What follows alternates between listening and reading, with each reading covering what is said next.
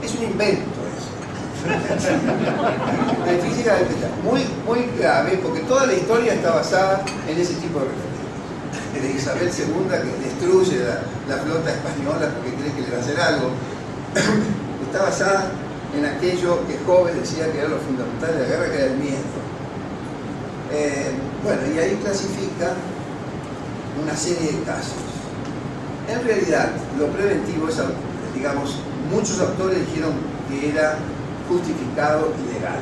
Antiguamente, Pufendorf, Rocho creo que no, pero algunos autores justifican. Cuando es inminente, cuando la guerra es absolutamente segura, etcétera, etcétera. Hay ciertas condiciones. En esas condiciones se puede actuar. Y usted analiza una serie de casos muy interesantes.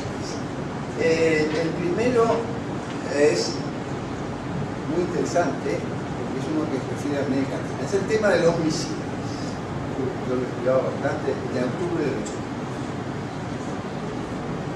La Revolución Cubana, a principios del 62, se declara socialista, marxista, no me acuerdo cuál es la forma. Hasta ahí hubo una sanción regional, la echaron a Cuba, la expulsaron de la OEA porque era incompatible el régimen socialista con la República. Después estableció la cooperación con la Unión Soviética e instaló rampas de misiles. No tenía los misiles, pero sí tenía las rampas. Y había hecho un acuerdo con la Unión Soviética para traer los misiles. Estados Unidos se ve frente a este problema.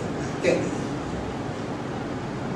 aplica legítima defensa inmanente. No va a poder, porque no va a ser reconocido por el Consejo de Seguridad, porque la Unión Soviética le va a aplicar. Entonces, Kennedy, el Departamento de Estado decía que la situación no era de agresión. No había una agresión realmente que pudiera justificar tampoco. Sí, otros centros, el Heritage Foundation, todos dicen que había que bombardear y destruir la base de Roma. Kennedy sostenía que no, que había que buscar otra alternativa. Entonces buscó la alternativa regional, el TIAR, y aplicó el artículo 56 del TIAR, digamos, una intervención externa en la región. Y reunió el Consejo Consultivo, ¿cómo se llama el Consejo? Sí, Consejo de Consulta, reunión de consulta, e hizo aprobar una resolución en virtud del cual había que evitar el aprovisionamiento de esas rampas por los misiles soviéticos. Había que evitarla. ¿Cómo? Con la cuarentena. Entonces, recién a partir de esa resolución, Estados Unidos aplica una medida preventiva que es evitar que los misiles lleguen y ponen una flota cuando están esas horas famosas que están esperando en el salón de la Casa Blanca, que es lo que va a pasar, si van a pasar o no van a pasar, y al final los soviéticos retroceden. Es un caso muy interesante de una búsqueda de una solución dentro del sistema internacional que estaba en ese momento bloqueado por la Unión Soviética que empezaba la Guerra Fría. Ese era uno de los casos. Otro caso fue el Coraline, que también se planteó en el siglo XIX, pero no es de Naciones Unidas, pero es un caso que también se usa, usted lo ha citado, de que es cuando hay una revuelta en Canadá y los americanos empiezan en la frontera, empiezan a sostener con pertrechos a los que se están subordinando, una revolución. Entonces los ingleses atacan, mandan 2 o 3 barcos y atacan las bases americanas. Eso da lugar a una larguísima discusión diplomática que termina con lo que se llama la doctrina Webster, que es darle al concepto de la legítima defensa un poco más amplio. Es decir, porque es muy difícil decir qué es legítima defensa y legítima defensa preventiva. ¿Cuál es el momento en que hay que hacerlo? El otro caso de la legítima defensa preventiva fue el caso de la guerra de 6 días. ¿Se acuerdan? Que cuando Damasco, Siria, ¿no? Siria y Egipto, Siria y Jordania firman un pacto por el cual estos dos países ponen bajo autoridad militar egipcia sus fuerzas armadas y los aviones sobre todo. Israel, 5 días después, destruye todos los aviones, 400 aviones egipcios y no sé cuántos los otros países. Es una medida preventiva.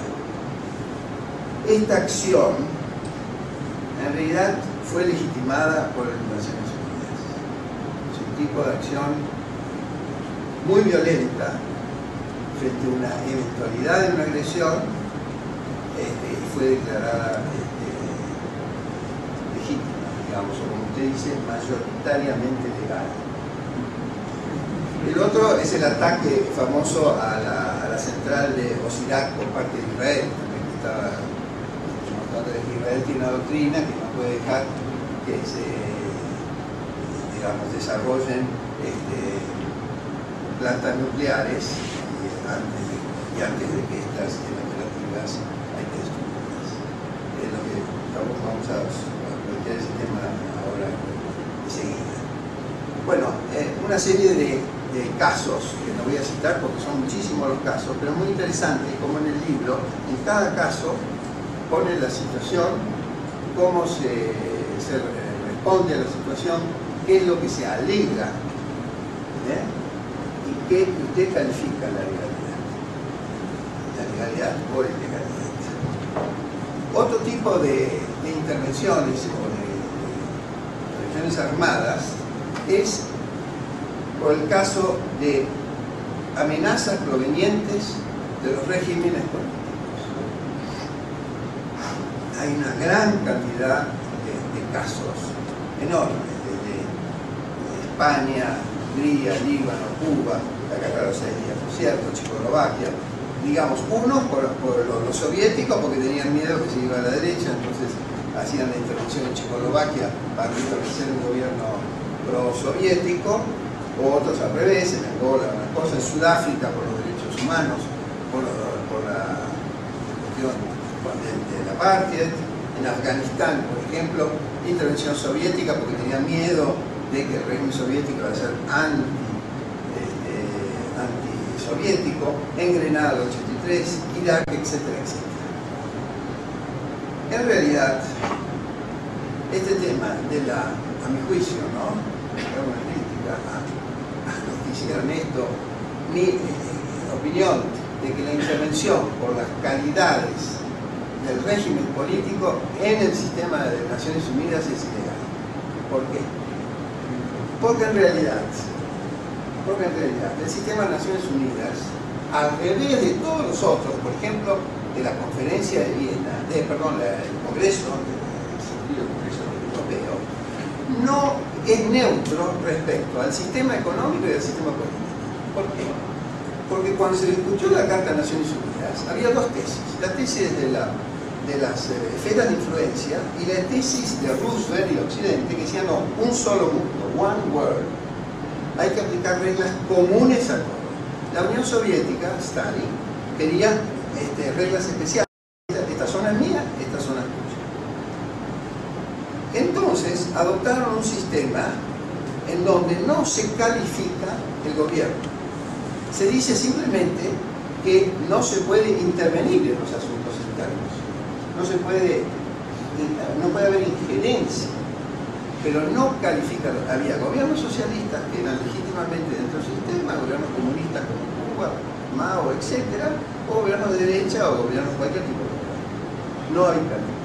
Y lo mismo para el sistema económico. Por eso había dos sistemas en el mundo dentro de una sola organización política. Esto es lo que los diferencia de los antiguos órdenes económicos, por ejemplo, el orden de Viena, que establece que el sistema debe ser un sistema monárquico y los que salen del sistema monárquico son objeto de intervenciones.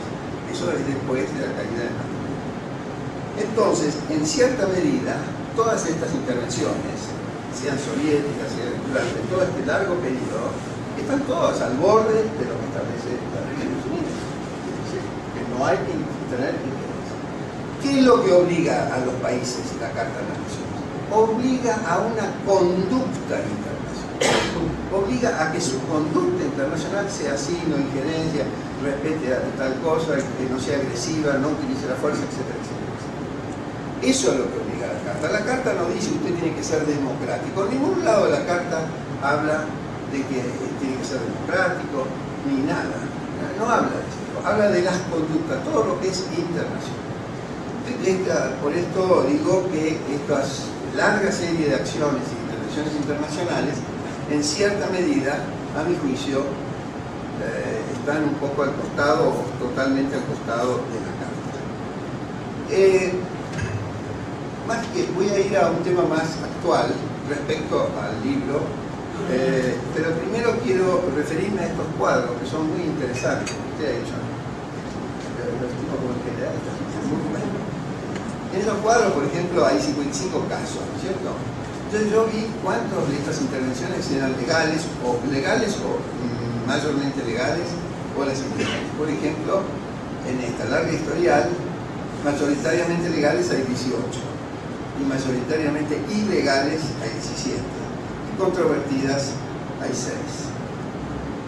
Pero además, el libro permite ver el bloqueo que hizo la Unión Soviética del funcionamiento del sistema del Consejo de Seguridad.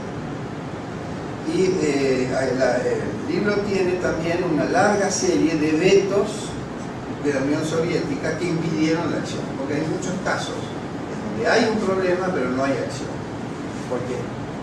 Bueno, Estados Unidos logró con los misiles hacer una acción, pero de otra forma y en el contexto penal, pero el otro no lo logra. Entonces, el caso de Hungría, el caso de Líbano, el caso de Checoslovaquia, todo eso está todo convento. En realidad, son acciones legales fuera del sistema.